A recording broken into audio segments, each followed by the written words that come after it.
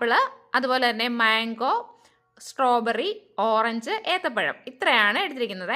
ഇതൊരു ചെറിയ പീസായിട്ട് കട്ട് ചെയ്തെടുത്തിരിക്കുകയാണ്. ഇനി കദളിപ്പൂവനോ അല്ലെങ്കിൽ റോബസ്റ്റ അല്ലെങ്കിൽ ഏത് തരം പഴം വേണേലും നിങ്ങൾക്ക് യൂസ് ചെയ്യാവുന്നതാണ്. ഞാൻ കദളിപ്പഴമാണ് ചേർത്ത് കൊടുക്കുന്നത്. അതിൽ ഒരു പഴം ചെറിയ പീസായിട്ട് കട്ട് ചെയ്ത് മിക്സിയുടെ ജാറിലേക്ക് ഇട്ട് കൊടുക്കുകയാണ്. നമ്മൾ ചേർത്ത് കൊടുക്കുന്നത് പാലാണ്.